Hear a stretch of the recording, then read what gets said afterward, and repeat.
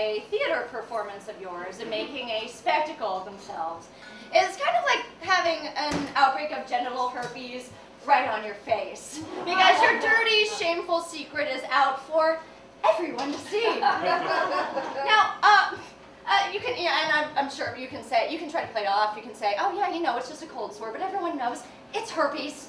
I have a good relationship with my family, my parents in particular, but they are a little unusual because they like to party. And my dad's name is Ron Party Austin, otherwise known as Ron Party. The more abbreviated version, just Party. And Ron Party, who was the inventor of the beer sled, used to get the best Coke in Des Moines, and once tried to burn a house down in a drunken rage. That's my father. And my mother, Louise, or Wheezy, his trusty sidekick. But these are not the people in question, the people I want to talk about tonight. The people who crashed said theater performance are my parents' best friends. And they're like they're like my second family. And their names are the Luckies, Mary Jo and Randy Lucky. They've been my parents' best friends since the 1970s. And let me see if I can describe them. They are the wind beneath the wings of Party and Wheezy. They fan the flames of my parents' alcoholism. And after the theater performance, Randy came up to me and he tried to apologize for what just happened. And his apology went something like this: I don't know what happened. I love that excuse. Alcoholics never know what happened. And I'm thinking, you know, I am no Matlock or Detective Benson, and I don't have a degree in criminal justice from ITT Tech, but I think that using my deductive abilities and a series of eyewitness accounts, I can reconstruct the events of the evening as they happened. Here goes. 5:30 p.m. You have a beer before leaving the house in Joliet to take the edge off. Let's see, 5:55 p.m. You head in the car and drive 45 minutes to Chicago from Joliet, armed with Bloody Marys covered in Glad press and seal, as is your usual MO. 6:40 p.m. You arrive at the theater bar an hour and 20 minutes before the show starts to drink vodka on an empty stomach, right? 8 o'clock, you arrive at the theater venue, which is a BYOB venue, and I cannot tell you how much I regret giving you that little detail, armed with several bottles of red wine and huge wine glasses. Mind you, the actors in the play don't even have glasses this nice. You are no Boy Scouts, but you do come prepared. And then it's 8:20 when I come on stage, and by that time the alcohol is taken full effect. You whip out your cameras, you do flash photography, and talk back to the actors, despite the convention of the fourth wall that was so constructed right at the beginning of that. Oh, and to backtrack, this was really fun, there was a curtain speech to get people to turn off their cell phones, and it went a little something like this. 1930s, mind you, is when this is set.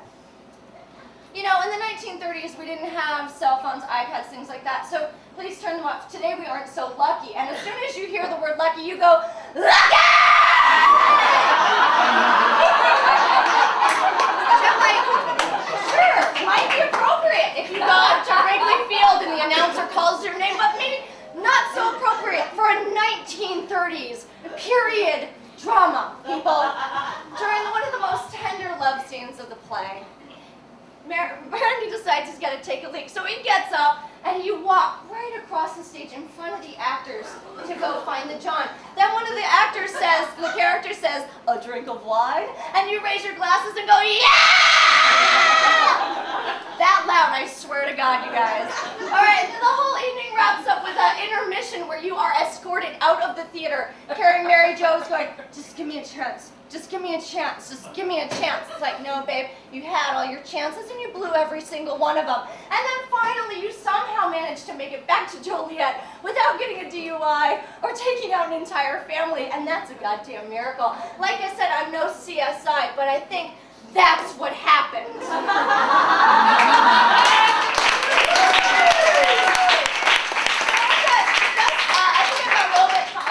I'll leave you with this. Does anyone want to hear the voicemails I got after that night?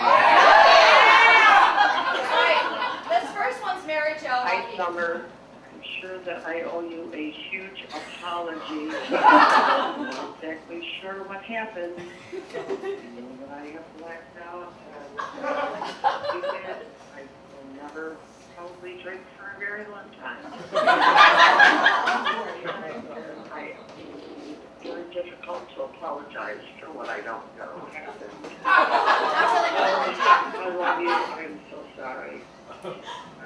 And this next one's my mom, real quick, afterwards. Hi, Summer. Just calling to see how the play is going. And I heard Mary Jo and Randy and Chanel went to see it last night, and I hope everything went okay. Left me this message about how she may have embarrassed you and made it down. But anyway, I apologize for her too. Anything that is Fun part. totally inappropriate, which I'm afraid it might have been. To see you, and hope everything's going well. Next week is my spring break, so if you get time to call, I'd love to hear from you. Apologize to Andrew too and everybody, The director. because it may not just affect you, and I'm It's the best part. if I thought something like that would have happened, I never would have told them about it.